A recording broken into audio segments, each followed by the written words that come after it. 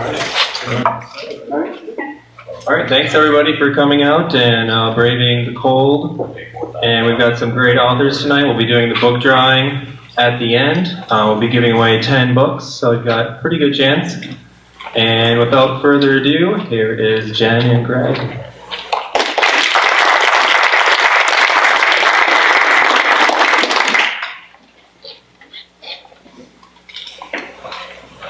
Hello, can everyone hear me? Okay. My name is Jen Beck Seymour, and this is my husband of 24 years, Greg Seymour.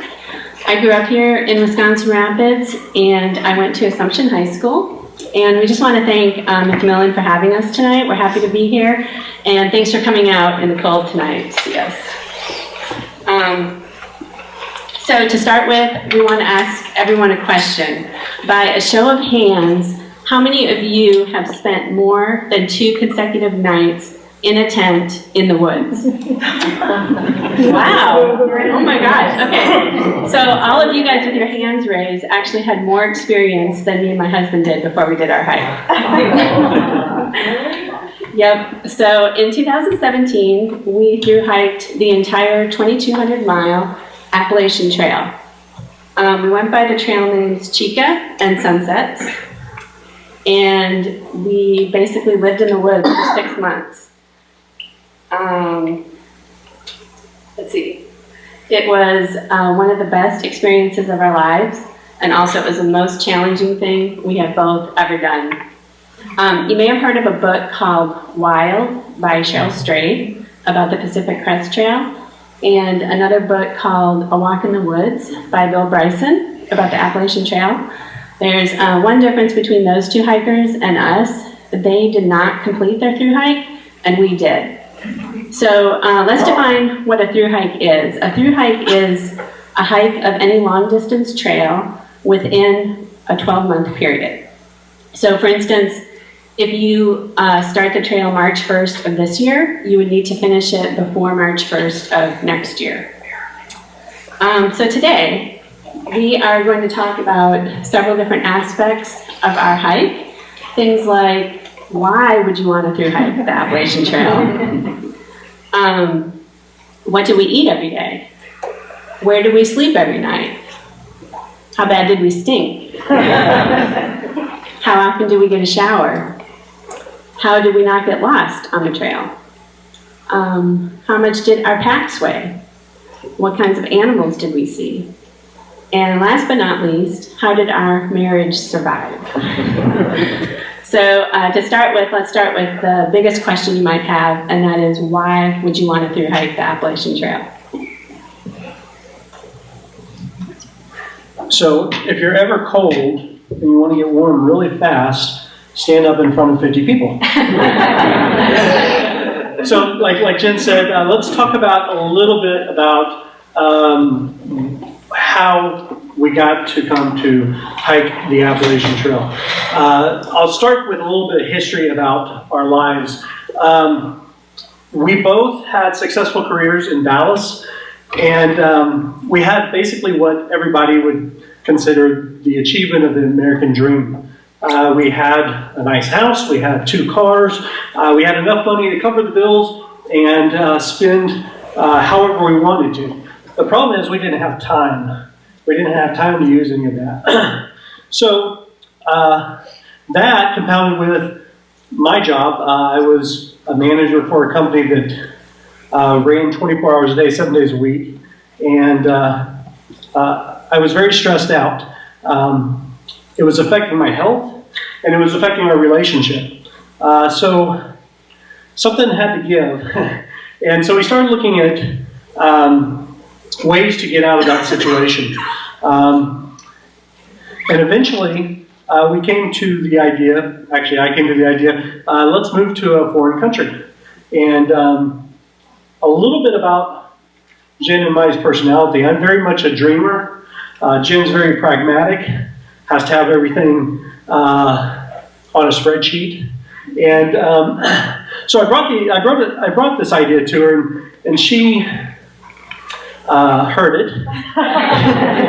And but as we talked about it, and as we started to put some financial figures on paper and we started to dig in, we learned that we could live for less overseas. One example, one specific, 50-cent beer in Panama. I mean, you could drink a lot of beer for 50 cents a pop. So after a bunch of research, we determined that we would move to Costa Rica, and we did.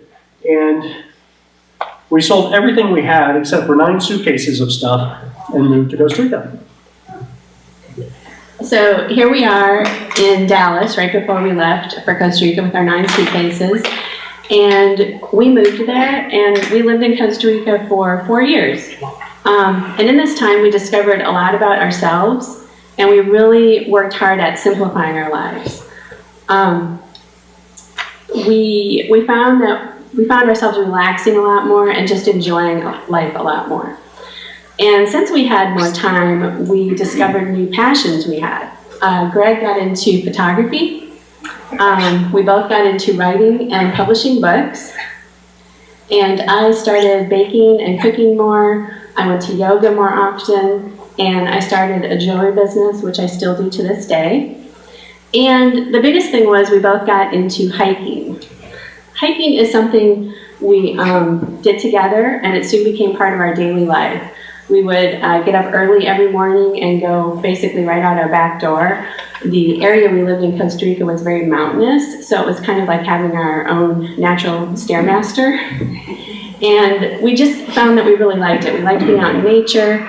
We'd see parrots and toucans flying by, and we talked and brainstormed really well about different projects we were working on. So yeah, we just really found that we liked this time together. We liked hiking together and being out in nature. So that leads us to the question, why would we want to leave paradise?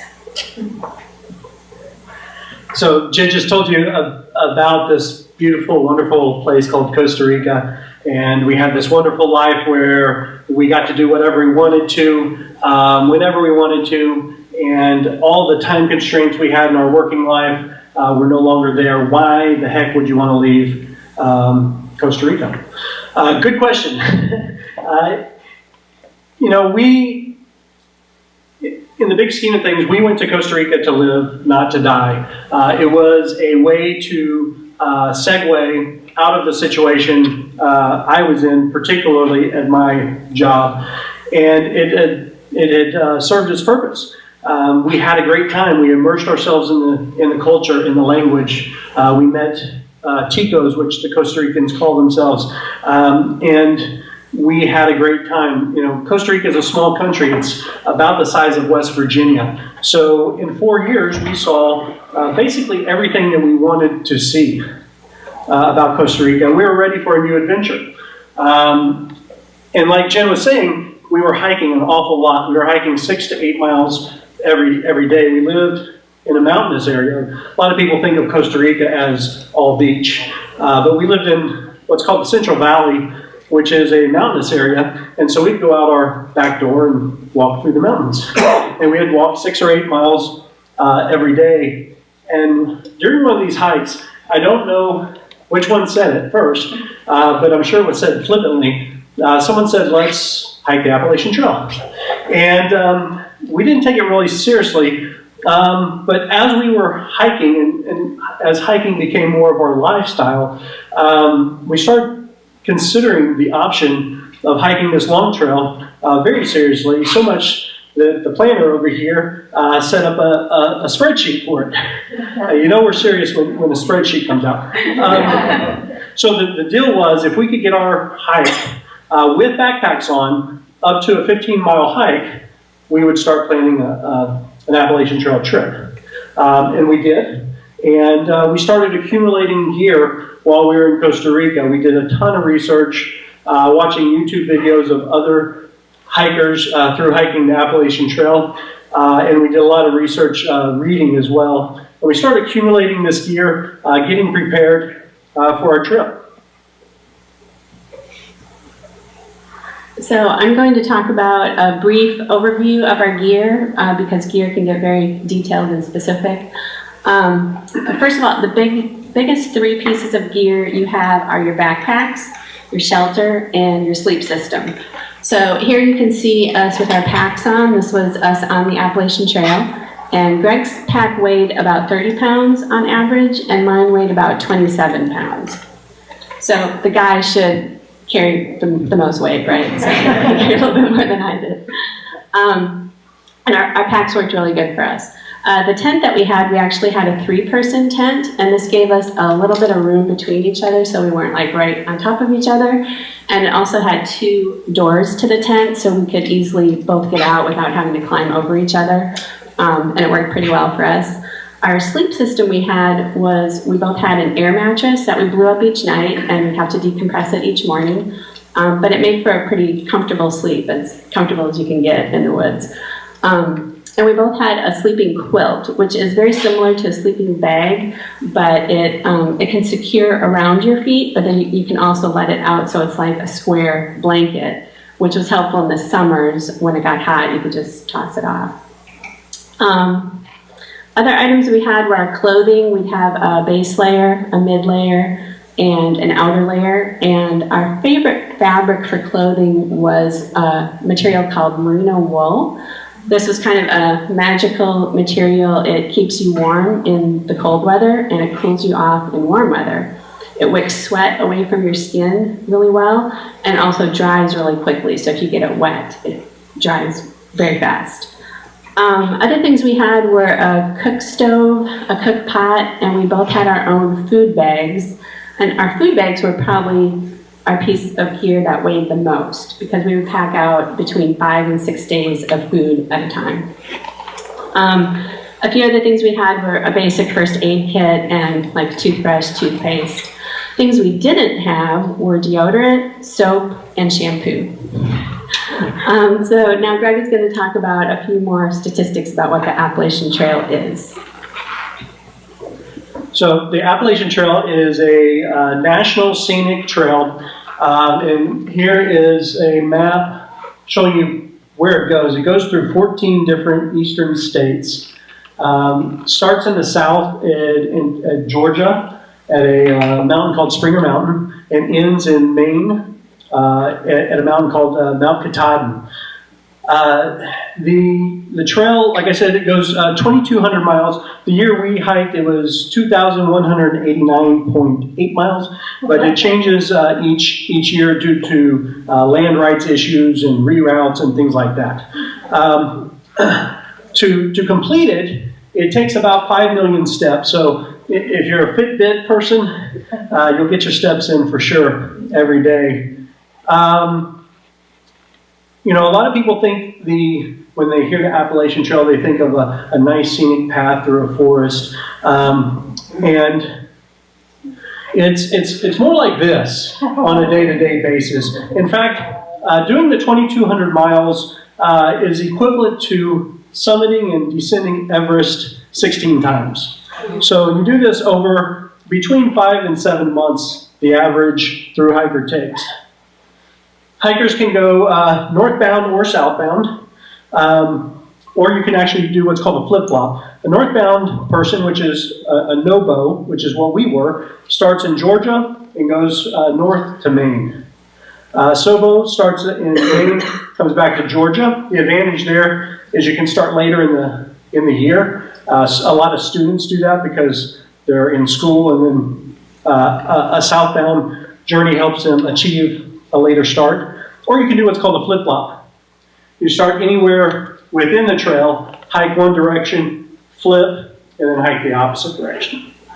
One statistic that surprises a lot of people: of all the people with the intention of hiking the entire trail in a year, only 25% of those people achieve that objective. We started northbound at Springer Mountain. Here we are at Springer. You can tell we're starting because our clothes are very clean. The colors are very bright. We look rested and happy. So it was a great first day for us. It didn't rain on the first day, and that's all I was hoping for. So we got a good first day.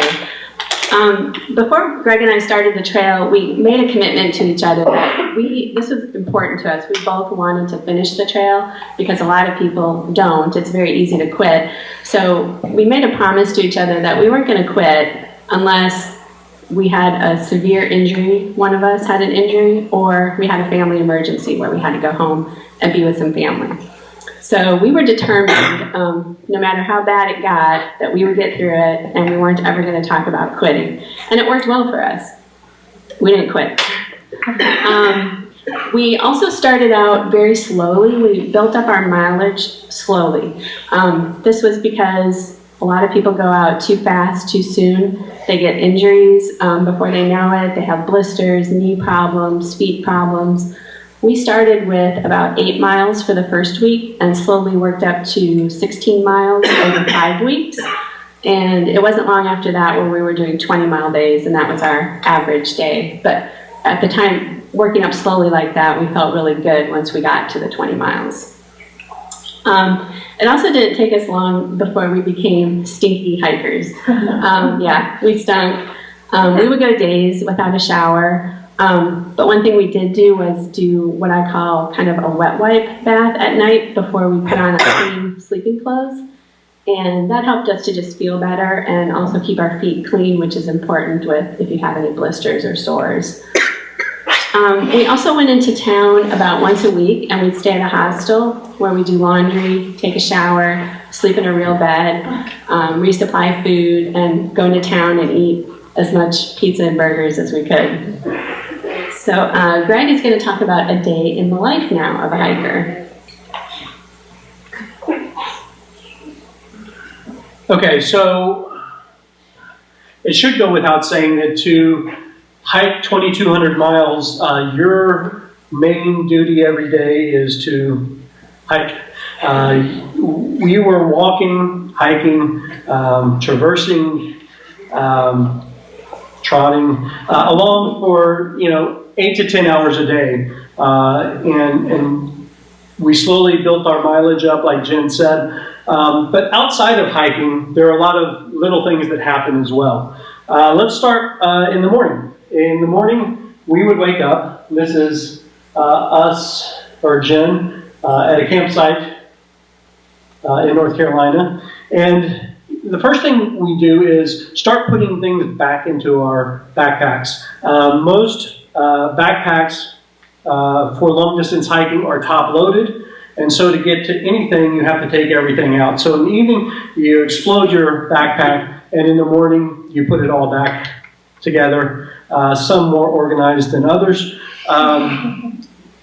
But once we would do that, we would have breakfast. And breakfast was simple. It was Pop-Tarts and a protein bar, pretty much. No coffee. No coffee. We did have a camp stove, ultralight camp stove, but we wanted to conserve the fuel so we didn't have to carry so much, so we only used it in the evenings for dinner.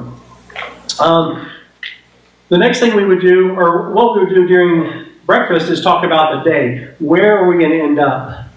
Where are the water sources? When do we need to gather water? And when are we going to take our breaks and eat? Those are all important things.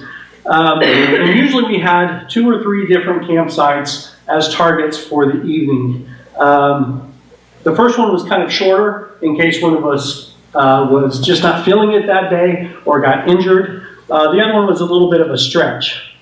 So the way the day went from there was hike 2 miles, take a break. Hike 2 miles, take a lunch. 2 miles, break. 2 miles, find camp and set up.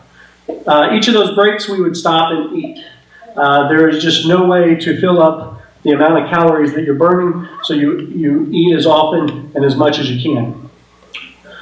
We would usually try to find a nice overlook or a place to eat. At night, we would gather water, both for cooking and for to start out the next day with. We would have dinner, which at night was like Knorr rice sides or Idaho and potatoes, anything that's very filling. Maybe add some beef jerky for seasoning. And then we would turn in for the night, and if we had energy, we would read a little bit. And I didn't show you that slide. Okay, so I'm going to talk about a few of the things Greg just talked about, but in more detail. This is a shelter along the trail, and there are several shelters. They're probably between every 8 and 10 miles along the Appalachian Trail. They have 3 walls. One wall is exposed and open to the elements, has a roof, and a platform floor. We only stayed in a shelter to sleep maybe 2 times on the whole trail. The reason being, lots of hikers tend to gather at the shelters, and you could wake up in the middle of the night and find yourself totally sardined right next to all these other people you don't even know. Snoring could be a problem. And also mice are a problem. Lots of mice live in the shelters. They tend to hang out where there's food, and where there's hikers, there's food. So that was we didn't want to wake up in the middle of the night and find a mouse crawling across our face. So we tended to stay in our tent, but a lot of times we would stay near shelters, and the reason being is they usually had a good water source nearby and a privy, and sometimes they had assistance with helping you hang your food bag. Our food bag is also called a bear bag, and you have to hang it every night so bear don't get into your food. This is a very good description of how you have to hang it, and luckily Greg would hang both of ours every night, so I was very thankful to him that he did that. It's actually pretty hard to do. You have to find just the right tree with a 90-degree branch coming out. The bag has to be hung 12 feet up from the ground, 5 feet away from the trunk of the tree, and 5 feet from the branch hanging down. So it's more difficult than it looks even, and you have to throw the rope way over the branch, and it can take some time, right? Another thing we did on the trail was we would need to filter our water. Water sources were very prevalent. We never had a problem finding water. We never ran out of water, but we did have to filter it. The filter we used was a Sawyer squeeze. It was just about that big, and you would just gather water, screw it on the bag that you collect your water in, and then squeeze it through the filter into a clean water bottle. It really didn't take that long, just a little bit of time, and this prevented us from having any parasites. So we always filtered our water, and we never got ill or sick, so it worked well. Okay, Greg is going to talk about how we didn't get lost on the trail. So you're hiking 10 hours a day through forests, and with the main goal of getting from one place to another that's 2,000 miles away. How do you do it and not get lost? It's actually, the Appalachian Trail is actually, it would be difficult to get lost on it because there's 3 things that you can use to help navigate as you go. First off is these white glazes, as you see on that downed log. White glazes are affixed to trees and rocks by trail maintenance groups all along the trail, and they're found from the beginning to the end, and they are they make it very easy not to get lost. They're placed anywhere from 1/10 of a mile to 1/2 of a mile apart, and I think there's like 22,000 along the trail, something like that. It's an awful lot, but they assist greatly. One thing about the Glazes, though, is they don't tell you which direction you're going. So because they're placed northbound and southbound, you could get turned around. That especially happens when you're leaving camp in the morning and you take a left and you should have taken a right. There's other colored Glazes as well. Blue is the most popular or prevalent, I guess, on the AT. And a blue Glaze will take you to scenic overlooks, water sources. They could take you to town. It's off the trail, but it takes you somewhere. The second method we used,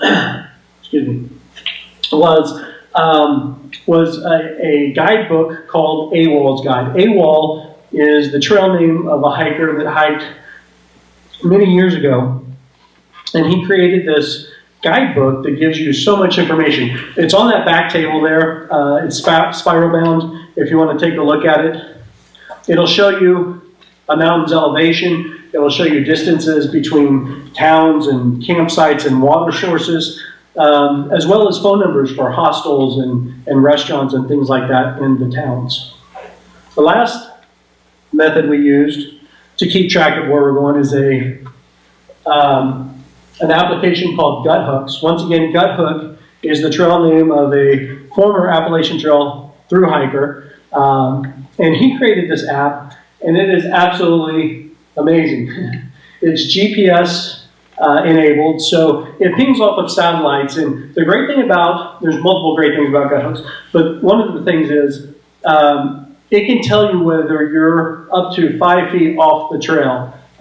It is that accurate. So you always know if you're on the Appalachian Trail. If say you haven't seen a white blaze in a long time and you look at it, you can tell where you're at. It also gives you a lot of elevation information, which we started not to look at because it was kind of depressing to see what we had to climb each day. But this is an example of a couple mountains in Georgia. You can see the blue dot is water. The brown dot is a shelter. This other purple dot is sleeping accommodations. So there's a town there. And if you look at the top left, it'll show you this 16.5-mile section has a total ascent of 4,600 feet. So you kind of know what you're getting into. The last thing about Gut Hooks that is really great is real-time comments. Other hikers using the app can leave comments for other hikers. And the way this works best is, let's say we're depending on a water source, it's 10 miles ahead. Well, we could see that there's a comment left for that water source saying it's dry. We know that we can't depend on that water source, so we find an alternative source. And that's all I got. Okay, I'm going to talk about people we met on the Appalachian Trail. Before we started, Greg and I were a little apprehensive about this because we're both kind of introverted, and we weren't sure if there was anyone that was going to be out there who was our age. We were in our mid-40s when we did this. But the typical age of thru hikers is 2 different ages. They're either in their early 20s, they might have just graduated from college, they might be taking off a year before they settle down in a career, and the other age is retirement age. So a lot of people wait till they retire, and they finally have time to take off and go in the woods for 6 months and hike. However, we did meet a lot of people actually our age, and we made friends with so many people our age, younger than us, older than us. One really great thing about the hiking community is everyone's kind of on an even playing field. There's not a lot of talk about politics, religion. Everyone just has a sole focus of hiking every day. They want to know where the next water source is. They want to know what the weather's like. They want to talk about their injuries and what kind of food they're going to eat in the next town. So that's all we talk about. Another cool thing on the Appalachian Trail is people called trail angels. And in the second picture here, this is a couple who followed us on our YouTube channel. And we didn't know them at all, but they offered us to come into their home and spend a night with them when we were in Pennsylvania. So we did, and it turned out to be great. We probably did this like 5 or 6 times with people we didn't even know. And they were just salt-of-the-earth people. They just wanted to help the thru hikers. They gave us a homemade meal, a nice bed to sleep in, a nice shower, laundry. They took us to a store to resupply, everything we needed to do. When trail angels support the trail, they can provide something that's called trail magic. And that is usually food, but it can also be like having you into their homes as well. Trail magic is usually set up in gaps or parking lots where the trail comes through, and people just come with their car and set up like a cooler or their grill. And I can't tell you how great it is to be hiking in the hot day all day long, just drinking lukewarm water and you come to this gap and someone's sitting there with a cooler of ice cold Mountain Dews. It's like the best thing ever. It totally turned your day around. And the last thing I want to talk about people is me and Greg. How did we fare on the trail together? Well, we actually did really good. We still like each other. We had to get used to being with each other 24 hours a day when we quit our jobs and moved to Costa Rica. So we kind of dealt with that then, and there was a transition period because it is a big change. But we got through it, and we did great on the trail together. We really helped each other. Like when I was having a bad day, he would pump me up. And when he was having a bad day, I would help him out. And I wouldn't want to hike the trail with anyone else. So I'm glad we were there together. Okay, so Greg's going to talk about animals.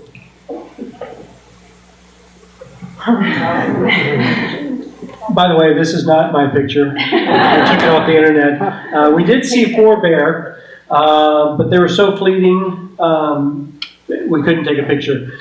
So it was surprising to us how few animals we saw. I mean, we were living 24 hours a day for 6 months in the wilderness, and you would think that we would see just a ton of animals. We heard quite a few, but maybe because we were hiking as a couple and we were talking as we were hiking when we weren't breathing too heavy, we just didn't see very many. But we did see 4 bear, and we saw those in the typical places people see bear in the national parks. We saw ours in the Shenandoah National Park, and then we saw 2 in New Jersey. It might surprise you, but New Jersey has the highest black bear population in the United States. Most people think of New York and New Jersey as metropolitan areas, but the trail goes through both those states, and I can tell you it's very wild in areas. We also saw 4 moose, 2 moose. Two moose, meese. And we saw both those in Maine, and once again, they were very far away and didn't want their picture taken. This is not very interesting to you guys in Rapids here, but there are deer everywhere along the trail. And once again, in the national parks, they're very tame. We had stopped for lunch one day, and a guy was opening up a sandwich or something, and a deer stalked him. I mean, it came within 10 feet of him, hoping for a handout, I guess. There are snakes. One of the animals that we saw a lot of were snakes. We saw 37. We saw so many that I started keeping track of how many we saw. I like snakes. I like animals in general. So I was thrilled to see them, except for this first one, the one on the left. That's a timber rattlesnake. It's a juvenile. It doesn't have rattles on it, so I can't tell you it's there. Jen stepped right over this because it was laying across the trail, and she thought it was a twig or a stick. And I told her to stop, turn around, and look at what she just stepped over. Surprisingly, we saw a total of 12 timber rattlesnakes. Some of them notified us of their presence. Some of them lay parallel to the trail and were just deadly quiet. But we didn't have any trouble with any of them. There are 2 other venomous snakes along the trail. One is the copperhead, and that's found as frequently as the timber rattler, although we didn't see any of those. The other one is the Cottonmouth water moccasin. It is found in Georgia, the Georgia part of the trail only, and it's very unusual for people to see them because there's not a whole lot of water. There's a ton of other types of snakes. One of the most interesting ones was this eastern hognose snake, which is a brown one. I touched him with my trekking pole to try to get him out of the middle of the trail, and he does what hognose snakes do, which is puff up and hiss. And I'm told that if I would have pushed him a little bit further, he would have flipped over and stuck out his tongue, playing dead. So, but I got a show anyway. Jen talked about rodents being a problem for hikers, and they are primarily the chipmunks and the mice that infest the shelters. Not only do they want your food, and they'll burrow through your backpack to get it, they want nesting material. So a lot of times they'll destroy something and not even touch your food. You know, people are fearful of bears and snakes, but really the animal they should fear most on the Appalachian Trail is really, really small. It's a tick. Ticks give you Lyme disease and Rocky Mountain spotted fever and a whole bunch of other ailments. And it is the one thing that we protected ourselves against. We treated all our clothes with permethrin, which is a chemical that kills them. And over 6 months, we saw 3 ticks total. So I think it did its job. I'm going to talk about how we changed over our 6 months on the trail. The most significant changes we found were in our bodies. We obviously became a lot more fit. Of course, we were hiking up and down mountains every day, all day long. We definitely felt this in our legs and our muscles, and we also lost quite a bit of weight. A typical thru hiker needs about 6,000 to 8,000 calories, or that's how much they burn each day on the trail. So it's very hard to eat that much food on the trail, especially when we're packing it out and we have to carry it with us. Greg lost a total of 54 pounds. Yep, I've since found it. And I lost about 38 pounds. So here you can see us on our first day and our last day, which was day 179. Another thing that changed in us, Greg and I were both pretty confident people before we did the trail, but when we were done and as we were getting closer and closer to the end, we just felt so much more confident, and just like a tip, we really felt like we were a badass. Like, you know, if we could do this, we could do anything. I mean, we really felt that way because we feel like we're just normal people, but we were really determined to do this. We trained for it, and we did it. So we felt really good about ourselves. And that leads us to our last day, which was on Mount Katahdin.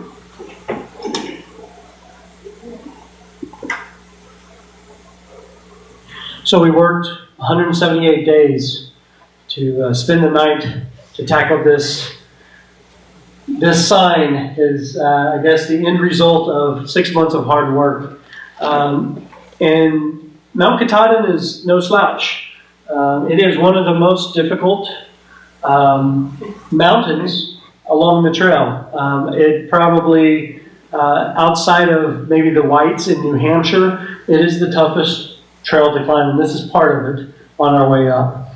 To give you an idea of the severity of this, just look at that last climb. That's 5 miles worth of basically straight up. You gain 4,000 feet in just 5 miles. So we woke up that morning, though, after, and it was surreal. A lot of our friends were in the same camp with us, and they woke up really early, like 3 o'clock in the morning, to see the sunrise at the top. I can't imagine climbing that mountain in the dark, but they did it. But Jen and I slept in until really late, till 7:30 or so, and ate a leisurely breakfast. And the hike itself is almost like a blur. It is very surreal. We had worked so hard to get to this point. We had trained our bodies every single day for 6 months. We were fit and we were euphoric, and we just flew. We flew up the mountain. Baxter State Park, where Mount Katahdin is very popular, and there's a lot of day hikers. And we were just flying past them as we were going up this mountain. But finally, we hit the sign, and all this hard work came to a conclusion, and it was emotional and rewarding and pretty fantastic. So we're going to get to some questions shortly, but we first want to tell you real briefly about a book that we wrote together. And writing a book together is... As hard as hiking the AT? It was as hard as hiking the AT. But we did it, and it's a book about, it has 100 tips for through hiking the Appalachian Trail. It's 100 tips, tricks, traps, or facts, and it can be applied to the Appalachian Trail or really any long-distance hiking trail. And Colin is going to be giving some out as giveaways, and we also have some for sale in the back if you'd like some. So we just wanted to thank Colin and McMillan Library for having us tonight. Thank you guys for coming out.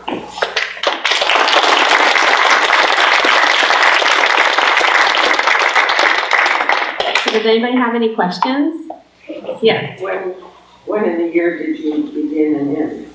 We started in 2017. We started March 22nd, and we ended September 17th? 16th.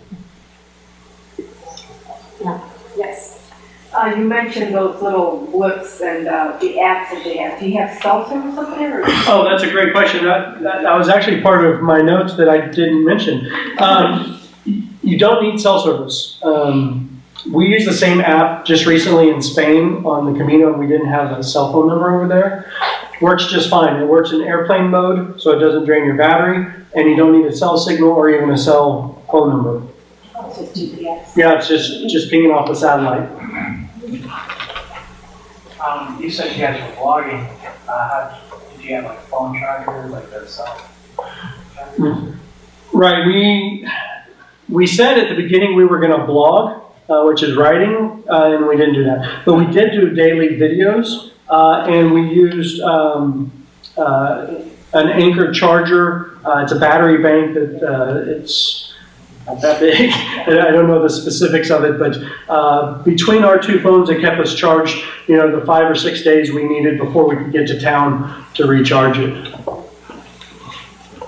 Yes, sir. Did you have special shoes for that? That's a great question. Yes. So the typical shoes hikers use are either hiking boots or trail runners.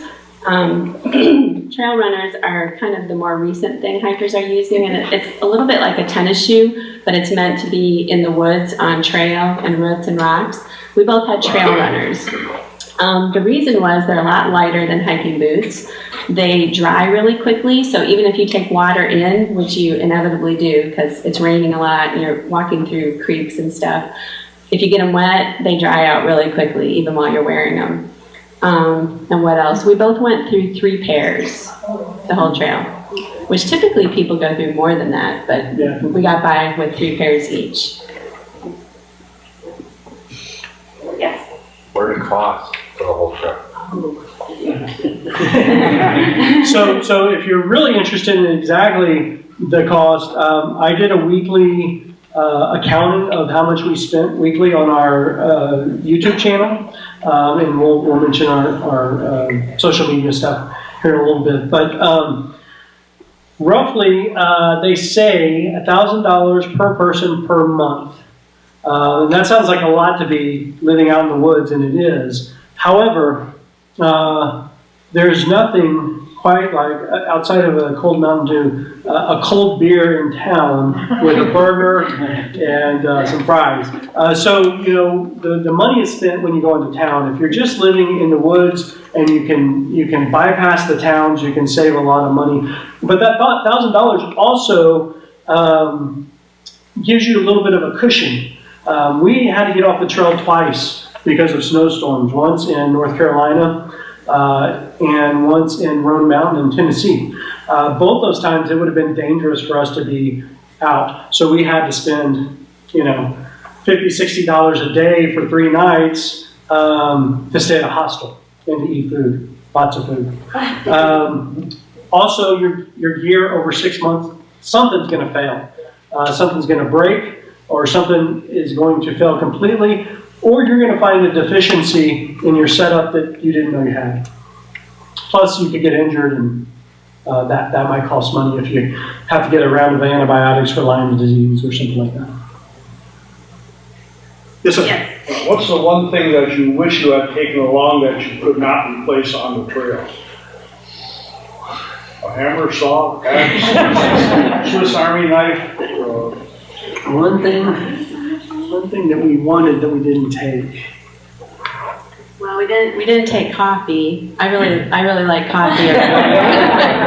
I would agree with that. I would Yeah. prefer to have coffee every morning. But it is a process. It takes time to set up your cook stove, get the pots out, do the water, make the coffee. So we just felt our time could be better spent just getting on the trail right away and hiking. So it worked well for us. And then when we went into town, we did drink coffee. And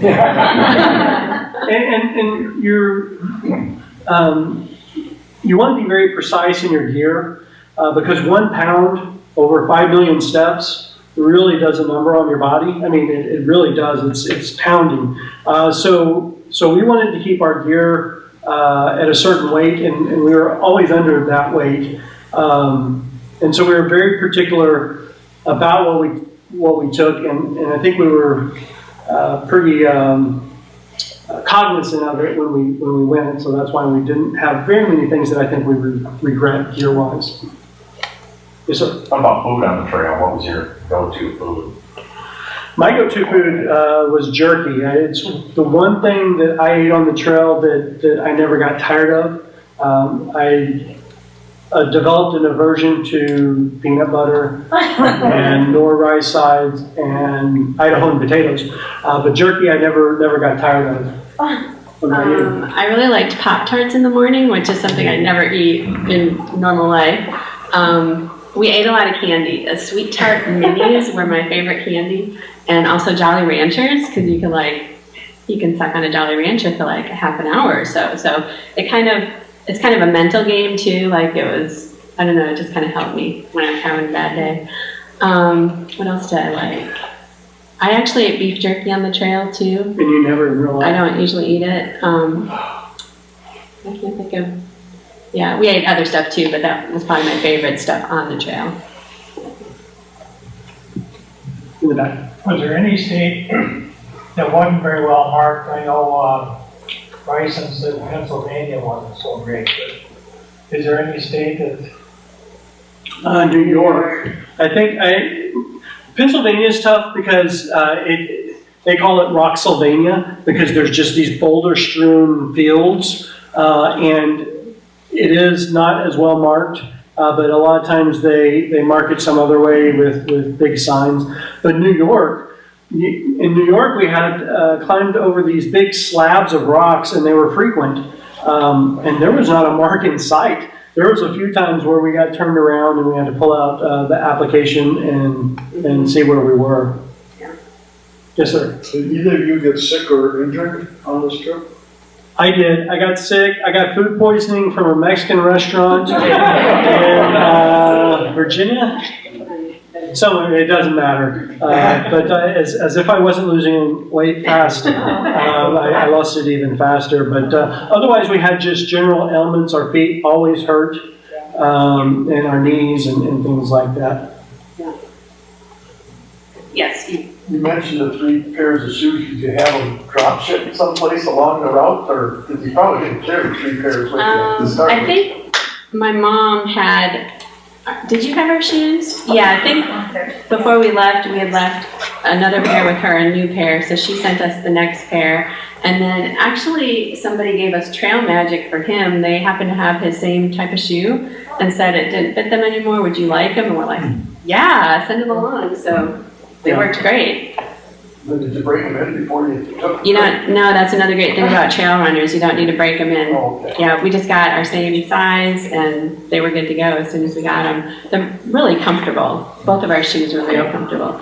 He had La Sportiva Wildcats and I had Solomon, some type of Solomon Trail Runner. I can't remember the number. Yes, You can probably buy them along the way, right, if you had to? yes, you can. Mhm. Yeah, it just depends what town you're in. They might have them there or they might not. Yeah, that brings up a good point. One of the things about the Appalachian Trail that was great for us without any experience at all is that it's so well supported.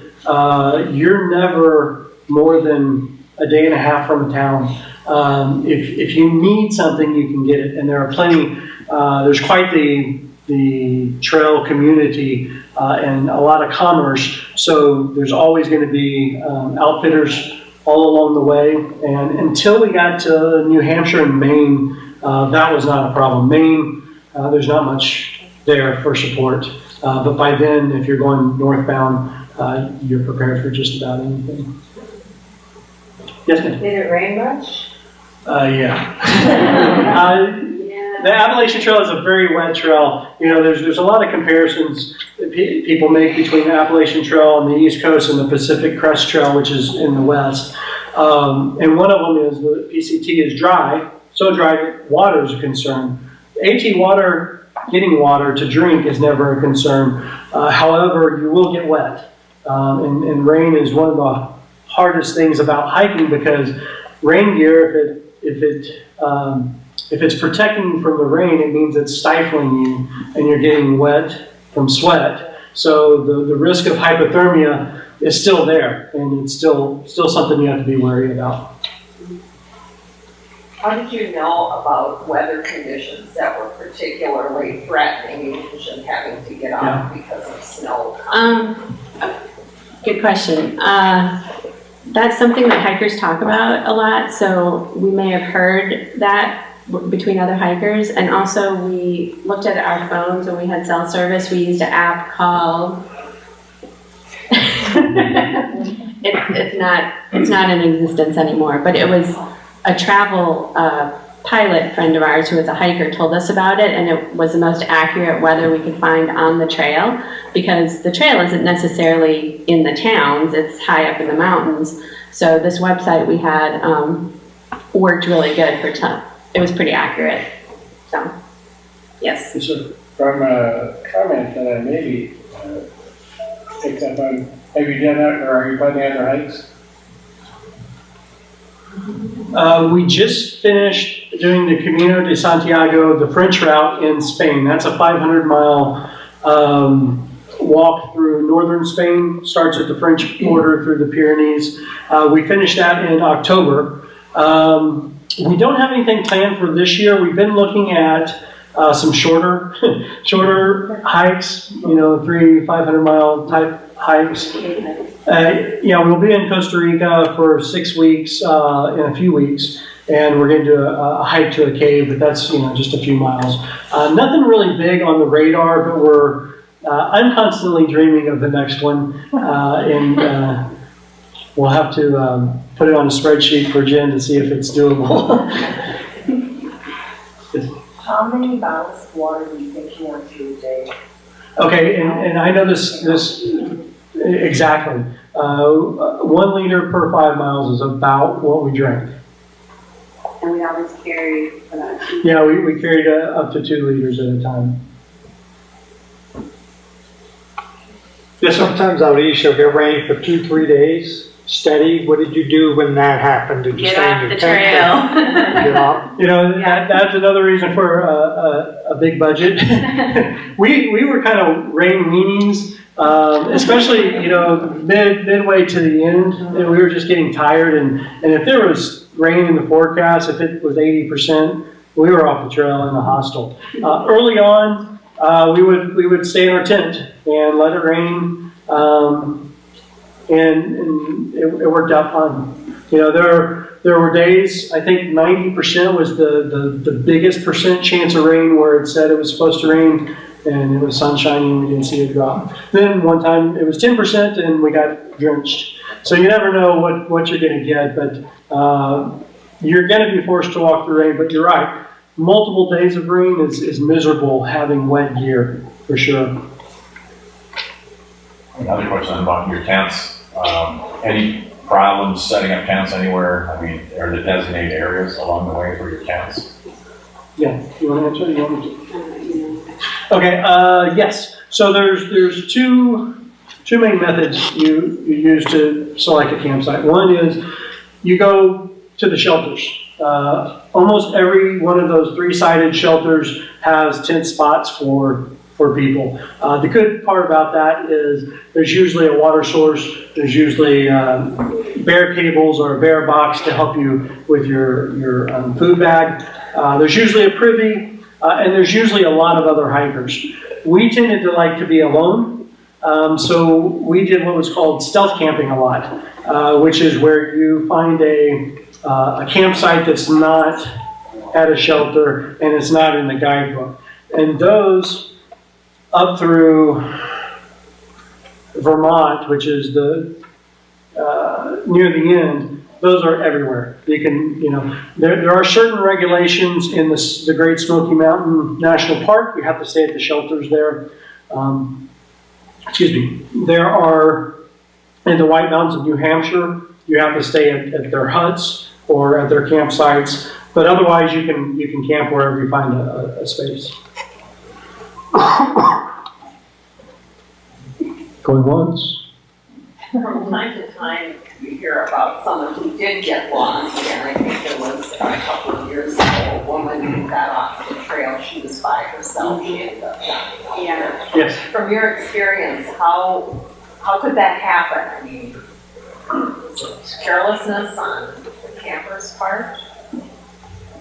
Yes. It's my understanding that she got disoriented when she went to find a restroom and lost the trail. And then she tried to find her way back and got deeper and deeper. And then she fell and hurt herself. And she was having some mental issues anyway. The first thing in her case, I would say, is you should hike with a partner. Or let someone know your hiking plan. We developed, as Jim mentioned, friends all around us who knew what our next day's schedule was going to be. We had each other. You're right, the trail is well marked, but things can happen. You can fall down a short cliff and hurt yourself and not be able to get out, or knock yourself unconscious. But it's very rare, the fatalities on the Appalachian Trail. I don't know if you talked about it. How did you coordinate with the care packages you get, not the magic stuff, but to the post office? I think that was kind of knowing you guys, following you guys. I thought that was kind of cool how that was coordinated. Yeah, so a few of our friends before we started wanted to send us a care package, which was really nice. However, it was really hard to coordinate because we never really knew exactly where we were going to be. We pretty much only knew what was going to happen the next day and if we got to where we were going or not the next day. So it was very difficult to coordinate that, but usually I'd look ahead in our guidebook and try to estimate within a week where were we going to be at a town that had a hostel or a post office, and then I'd have them send the care package there. And the post office, you can just put hold for through hiker and they'll hold it for you, so that worked out pretty well, except the post office of course closes at 5 and isn't open a lot on Saturdays and Sundays, so that can be a problem. So it was difficult, but it was really nice getting care packages too, so it was worth it. Yes. So to and from your beginning and end points, how did you? So to get there, we actually took a Greyhound bus from here, Wisconsin Rapids, to Chattanooga, Tennessee, which was awful. We said we're never going to do that again. 23 hours? It was 23 hours on the bus. And then we had friends who wanted to pick us up in Chattanooga, and they took us to Amicalola Falls, which was maybe a 3-hour drive. And they spent 2 nights there with us. There's a lodge there that you can stay in. So that's how we started the trail. And then in the end, it's difficult. You end in Mount Katahdin, which is in the middle of nowhere. The closest town was an hour away. An hour away. Then Bangor, which is where you fly out of, is another hour and a half. Yeah, so I can't remember what. We got a ride with someone that was staying at the hostel. We got to the hostel. We found a ride from Mount Katahdin to the hostel, which is another thing in the hiker community. Hikers hitchhike all the time, and people give you rides. So we did find a ride to the hostel, and then we were going to take a bus to Bangor, but we met someone that night in a restaurant whose husband had just come down to help her with her through hike, and they offered us a ride to the airport the next day, so it worked out great. But there are shuttle services. If you can't find a free ride, there are shuttle services that'll take you from the Atlanta airport to the start, or from the Bangor airport to the start if you're going southbound or back home. Yes. What percentage of people start the north or south, or is there a reason for doing either, or seasonal, or? So I would say, and this is a guess, but it's probably pretty close. 90% go northbound. The reasons are simple. You basically walk with spring as you go northbound. You get pleasant weather the whole way. You miss black fly season in Maine. which I hear is maddening. And the reason people go southbound are for, like I mentioned earlier, to get a later start, because you can't start until June, mid-June. And the earliest, well, there's people already out there now, which is crazy, but most people start in March or April going northbound. So you either want to get a later start, or you want solitude. So few people go southbound. That's the way to go if you don't want the crowds that are especially ubiquitous in the very beginning. The first 2 weeks were very, very, very crowded.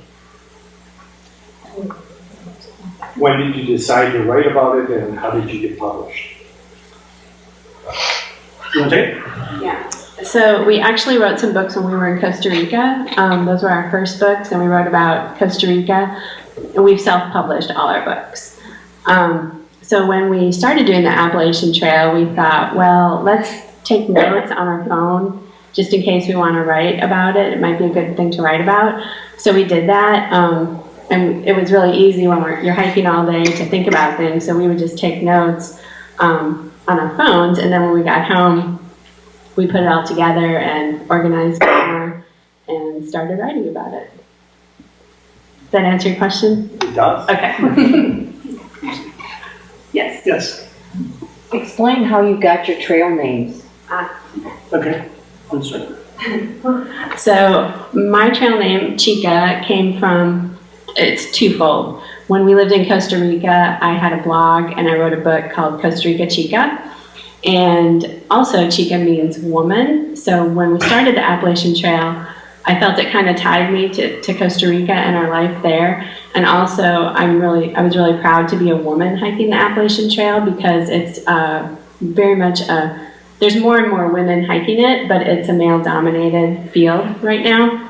So I was just really proud of myself that I was out there attempting to do it. So that's how my name came about. So mine is actually kind of a play on my last name.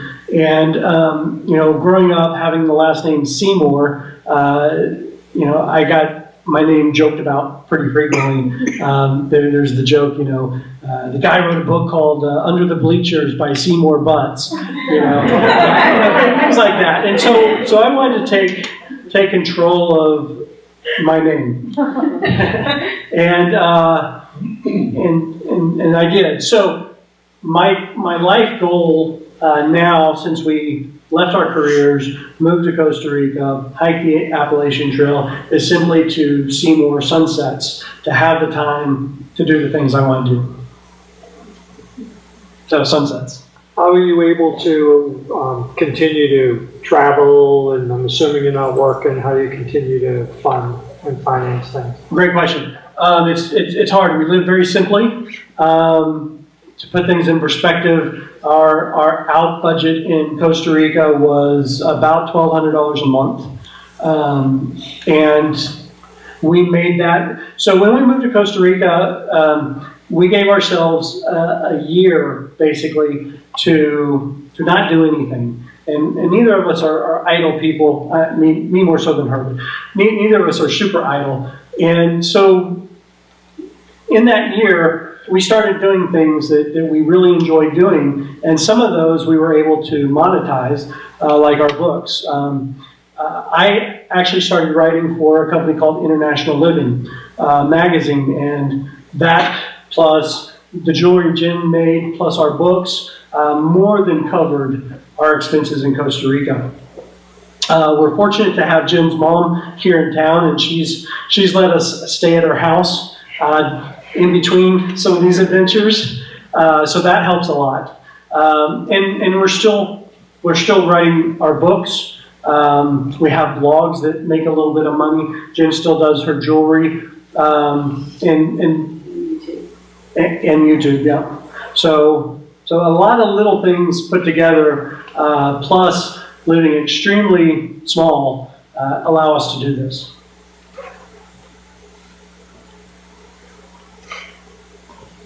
Done. Thank you all.